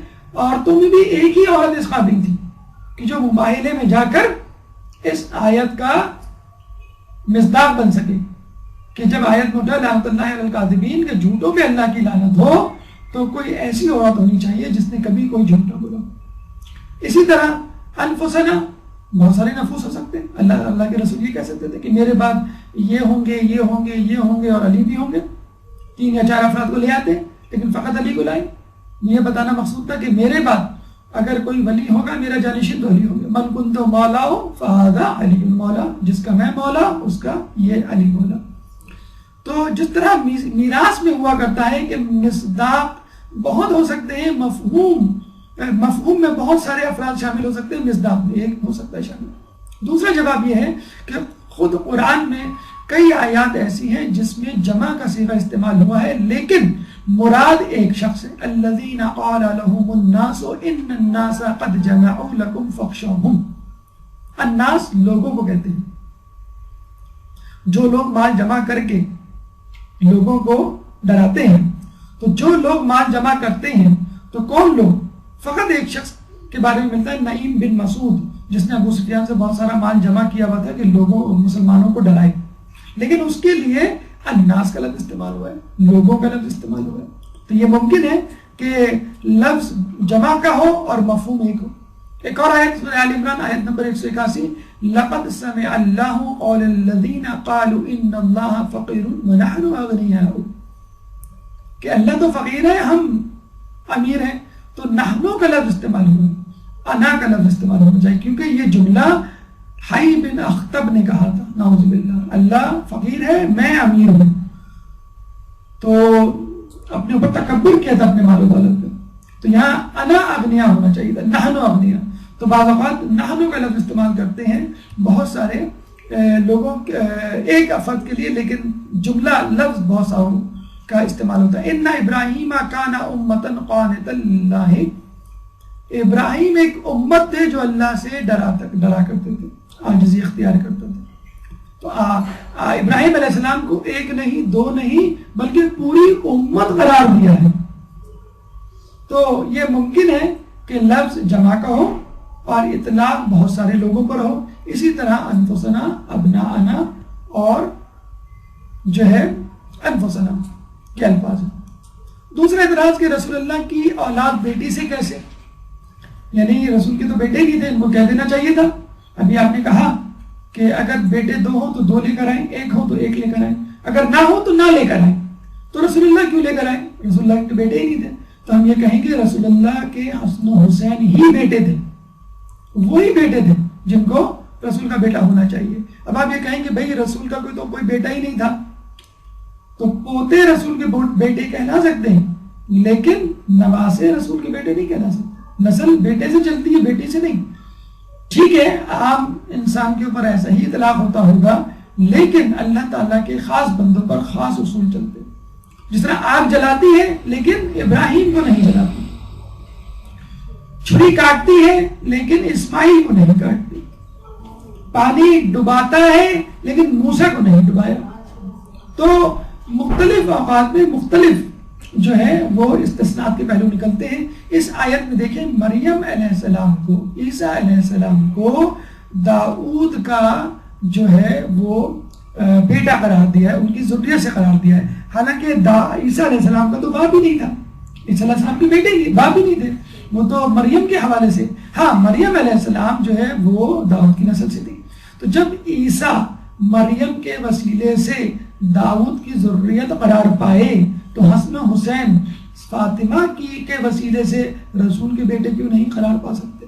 وَمِن ذُرِّيَّتِهِ دَاؤُدَ وَسُلَيْمَانَ وَأَيُّوبَ وَيُوسُفَ وَمُوسَى وَهَارُونَ وَكَذَلِكَ نَجْزِي الْمُحْسِنِينَ وَزَكَرِيَّا وَيَحْيَا وَعِيسَى وَإِلْيَاسَ كُلٌّ مِّنَ الصَّالِحِينَ۔ دیکھیں تمام مردوں کے نام ہیں اور ان کے باپ بھی موجود ہیں، عیسیٰ کا باپ نہیں، عیسیٰ اپنی ماں کے وسیلے سے داؤد کی ذریت میں قرار پائے۔ دیگر واقعات جو ہمیں 24 ذی الحج کے حوالے سے ملتے ہیں کہ جو اس دن واقع ہوئے، واقع مبائنہ کے علاوہ ایک واقعہ جو ہے انگوٹھی کا دینا حالت رکوع میں، حالت نماز میں مولا علی کا، کہ ایک سائل آیا تو اس نے آواز لگائی لیکن کسی نے نہیں سنا، تو اس نے اللہ سے کہا اللہ گواہ رہنا کہ میں نے تیرے گھر میں آ کے آواز لگائی لیکن کسی نے میری مدد نہیں کی. تو علی نے حالت رکوع میں جو ہے وہ اپنا ہاتھ آگے بڑھایا اور اس شخص نے جو ہے وہ انگوٹھی اتار لی. تو یہ آیت اتری انما ولیکم اللہ ورسولہ والذین آمنوا الذین یقیمون الصلاة ویؤتون الزکاة وہم راکعون. تمہارے ولی تو اللہ، اس کا رسول اور وہ لوگ جو حالت رکوع میں زکوٰۃ دیتے ہیں. کوئی صحابی ایسا نہیں گزرا کہ جس نے حالت رکوع میں زکوٰۃ دی ہو. چنانچہ علی کی ولایت فقط اس آیت سے ثابت ہو گئی، اسی لیے اس آیت کو آیت ولایت بھی کہا جاتا ہے. اللہم صلی علی محمد وآل محمد وعجل فرجہ. خود آیت تطہیر سورہ احزاب کی آیت نمبر 33 ابھی جس کی تلاوت کی گئی، یہ بھی اسی دن اتری کہ جب رسول اللہ نے یمنی چادر میں اپنے اہل بیت کو یعنی بی بی سیدہ جناب علی، جناب حسن، جناب حسین کو سلام اللہ علیہ کو اپنی چادر میں لیا اور یہ کہا کہ یہ میرے اہل بیت ہیں. تو اللہ تعالیٰ نے کہا کہ اللہ تو چاہتا ہے کہ تم اہل بیت سے نجاست کو اس طرح دور کر دے اور تم کو اس طرح پاک و پاکیزہ کر دے کہ جس طرح تم کو پاک و پاکیزہ کرنے کا. تو یہ حدیث جو ہے جابر بن عبداللہ انصاری سے منقول ہوئی، ان کے راوی ہیں، اور یہ حدیث قصہ کے لائق کہتے ہیں کہ یہ واقعہ بھی 24 ذی الحج کو پیش آیا. سورہ حلقہ کہ جس میں اہل بیت کے 3 دن تک مسلسل روٹی دینے کے واقعے کو کوٹ کیا گیا ہے. وَيُطْعِمُونَ الطَّعَامَ عَلَى حُبِّهِ مِسْكِينًا وَيَتِيمًا وَأَسِيرًا. ان لوگوں کا تذکرہ کرتے ہوئے اہل بیت کا اللہ فرماتا ہے کہ یہ وہ لوگ ہیں کہ جو کھانا کھلاتے ہیں اللہ کی محبت میں مسکین کو، یتیم کو اور اسیر کو. کہ جب حسن حسین بیمار پڑے تو علی اور جناب سیدہ نے منت مانی 3 دن کے روزے کی، 3 دن روزے رکھے. تو حسن حسین نے بھی رکھے. پھر سائل آیا، ایک دن مسکین آیا، یتیم آیا، تیسرے دن اسیر آیا، اور پھر تینوں نے جو ہے اپنی اپنی روٹیاں دے دی اور 3 دن بھوکے رہے. تو یہ جو ہے پھر یہ آیت نازل ہوئی، اور یہ وہ سورہ حلقہ تھی کہ جو رسول اللہ نے کسی ایک صحابی کو دی تھی کہ جاؤ مسلمانوں میں اس کو، لوگوں میں جا کے اس کو پڑھ دو. تو جب وہ آگے گئے تو اللہ تعالیٰ کے فرشتے جبرائیل آئے اور کہے کہ اللہ فرماتا ہے کہ اس سورہ کو لوگوں تک پہنچانے کا ذمہ دار علی کو ہونا چاہیے. چنانچہ حضرت رسول اللہ نے فوراً علی کو ان کے پیچھے بھیجا اور کہا کہ تم اس سورہ کو لوگوں تک پہنچاؤ. ہمارے یہاں جب انسان خوش ہوتا ہے تو یوزولی عام طور پہ آپے سے باہر ہو جاتا ہے. فسق و فجور، گناہ، موسیقی، بے حجابی، توہین مومن، لہو و لعب کی محفلیں جمائی جاتی ہیں.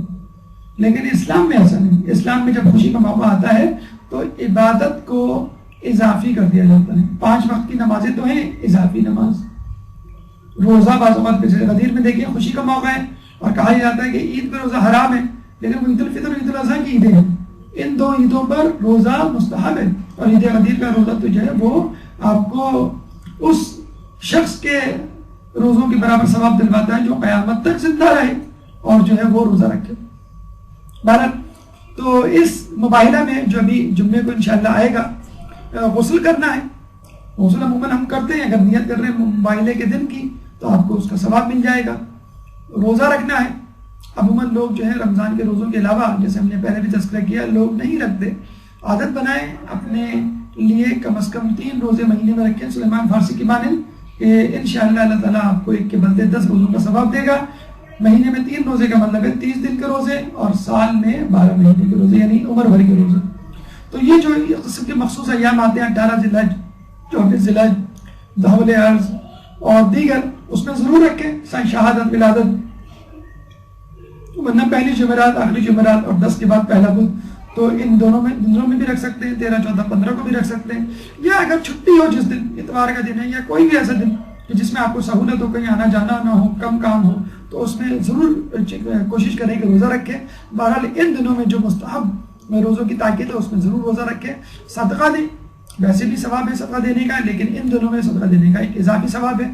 نماز 2 رکعت آپ نے ماشاءاللہ عید غدیر کے دن پڑھی ہوگی، جو کہ نماز ظہر سے تقریباً آدھا گھنٹہ پہلے یا ظہر کی نماز کے وقت سے پہلے پڑھی جاتی ہے. 2 رکعت نماز ہے جس میں سورہ فاتحہ کے بعد 10 مرتبہ سورہ اخلاص، 10 مرتبہ آیت الکرسی اور 10 مرتبہ سورہ قدر پڑھنا ہوتا ہے. اس آیت کے بارے میں نماز کے بارے میں کہا جاتا ہے کہ اس نماز کو پڑھنے والے کو 1 لاکھ حج اور 1 لاکھ عمرے کا ثواب ملتا ہے.